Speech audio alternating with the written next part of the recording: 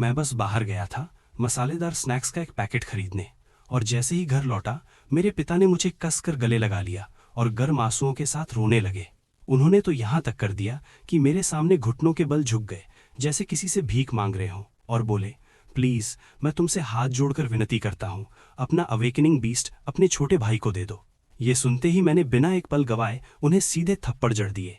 ये सब इसलिए था क्योंकि हम एक बीस्ट कंट्रोल की दुनिया में रहते थे, जहां हर इंसान 18 साल का होते ही अपना बीस्ट पा लेता है।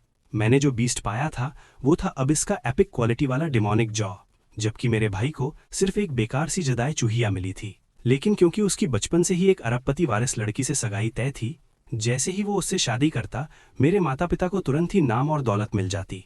इसलिए मेरे पिता ने मुझे आदेश दिया कि मैं अपना कॉन्ट्रैक्ट तोड़कर वो बीस्ट अपने भाई को दे दूं, नहीं तो वो मुझे अपना बेटा मानने से ही इनकार कर देंगे। ये सुनकर मैं तुरंत मना करने वाला था।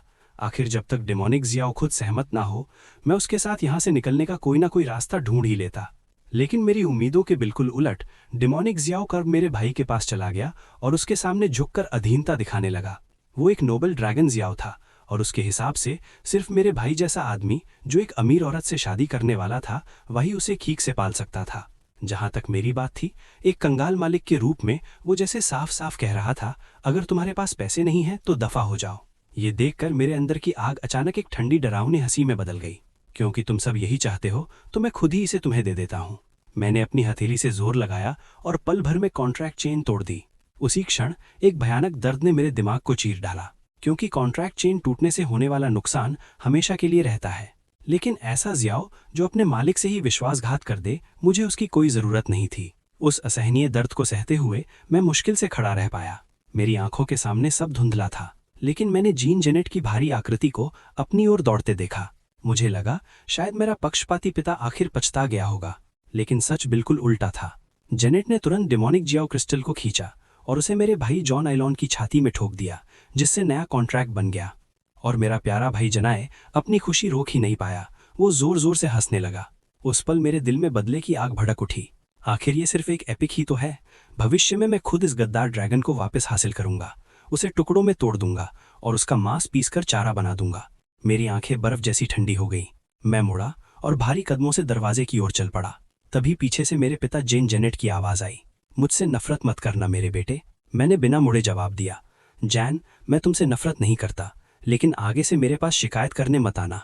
3 दिन बाद स्कूल में नोवस ट्रायल शुरू होने वाला था, और सिर्फ वही लोग जो इसे पास करेंगे जिन्हें यूनिवर्सिटी में आवेदन कर पाएंगे।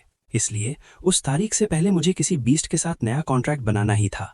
इसी वजह से मैं एक ज्वेलरी की दुकान पर गया और अपनी दादी का जेड पेंडेंट बेचकर 2 लाख स्पिरिचुअल कॉइन्स हासिल किए। फिर मैंने टैक्सी ली और नागन शहर पहुंचा। वहां मैं सीधे सबसे बड़े बीस्ट कंट्रोल स्टोर हैंगशांग पहुंचा और बिना समय गंवाए 8वीं मंजिल पर यूआर सेक्शन में चला गया।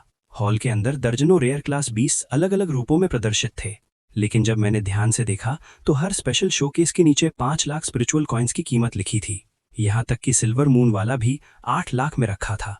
8 लाख, ये तो सीधी लूट थी। मैंने अपनी 2 लाख कॉइन्स वाली स्पिरिचुअल कार्ड को कसकर पकड़ा और थोड़ी हिचक के साथ नाक खुजाते हुए पूछा, क्या इससे सस्ता कुछ नहीं है? मैंने एक सेल्स वूमन को विनम्र मुस्कान के साथ बुलाया। उसने कोई तिरस्कार नहीं दिखाया, बस सिर हिलाकर शांत स्वर में बोली, यहाँ हमारे पास सिर्फ रेयर क्लास बीस्ट्स हैं। अगर सस्ता चाहिए तो एक्सेलेंट क्लास सेक्शन देख सकते हैं। मेरे चेहरे पर निराशा साफ दिखाई दी, लेकिन तभी उसने कहा, हालांकि बेसमेंट के गोदाम में कुछ डिफेक्टिव स्पेसिमेंट्स भी हैं। उनकी कीमत काफी कम है, लेकिन गुणवत्ता भी कम होगी। मैंने बिना हिचकिचाए कहा, मुझे दिखाइए। मेरे जैसे आदमी के लिए जिसके पास सिर्फ 2 लाख कॉइन्स थे, यही एकमात्र मौका था। मैं उसके पीछे पीछे बेसमेंट तक गया। नीचे का माहौल भारी व ठंडा था। जंग लगी लोहे के पिंजरों को इधर उधर रखा गया था। मैं एक एक पिंजरे के बीच घूमते हुए अंदर के क्रिएचर्स को ध्यान से देखता रहा, लेकिन कुछ भी खास नहीं मिला और मेरी निराशा बढ़ती जा रही थी। तभी अचानक एक कोने में रखे पिंजरे पर मेरी नजर पड़ी। मैंने बस एक झलक देखी और अचानक जानकारी का तूफान मेरे सामने उमड़ पड़ा। इतनी जानकारी कि मैं सब समझ ही नहीं पा रहा था। उस पिंजरे के अंदर एक छोटी सी कछुआ थी, जो मेरी हथेली से भी बड़ी नहीं थी। मुझे देखते ही उसने बड़ी मुश्किल से अपना सिर उठाया और उसकी नजरें मेरी आंखों से मिली। उसी पल मुझे उसके दिल में छिपी गहरी विनती महसूस हुई। Aquatic spiritual turtle of opulence, rare lineage, autonomous purification, mystic chi demon turtle fusion path 1, immortal shell dragon turtle fusion path 2, sacred turtle of the luminous abyss। इतने सारे फ्यूजन पाथ्स देखकर मेरी सांस ही रुक गई। क्योंकि ये वो क्रिएचर था जिसके पास मैंने आज तक सबसे ज्यादा फ्यूजन पाथ्स देखे थे। तभी अचानक मेरी नजर आखिरी फ्यूजन पाथ पर टिक गई। Legendary Jongwoo frostbone evil black warrior. क्या ये वही जोंगवू हो सकता है जिसके बारे में दंत कथाओं में सुना था? मेरा गला सूख गया। मैंने हाथ बढ़ाकर उस छोटी कछुए की फटी हुई खोल को धीरे से सहलाया। उसी पल डिडिम की तिरस्कार भरी मुस्कान और मेरे पिता की ठंडी उदासीनता मेरे दिमाग में उभर आई, जैसे उसने मेरे अंदर की बदले की आग को महसूस कर लिया हो। उस छोटी कछुए के खोल की दरार अचानक मेरे हाथ के नीचे तपने लगी। मैंने नीचे देखा और अचानक गलियारे में मौजियाओं की धुंधली परछाई दिखाई दी। लेकिन उसी क्षण छोटी कछुए ने अपने पंजे के एक झटके से उसे मिटा दिया। मेरी आंखें प्रशंसा से भर गईं। तो ठीक है, मैं जान के मियाओ को जान की नींव की पहली ईंट बनाऊंगा। जहां तक फ्यूजन के लिए जरूरी क्रिएचर की बात थी, किस्मत से एंचुइन के गोदाम में एक अपाहिज एंचुई सरपेंट भी मौजूद था। मैंने सावधानी से उस छोटी कछुए को उसके जंग लगे पिंजरे से निकाला और कोने में रखे एंचुई स्नेक के पिंजरे के पास गया। मैंने धीरे से उस एंचुई सरपेंट को भी बाहर निकाला और सेल्समैन से कहा, नमस्ते, मैं ये दोनों ले रहा हूँ। मेरी दृढ़ता देखकर सेल्समैन ने कोई बहस नहीं की।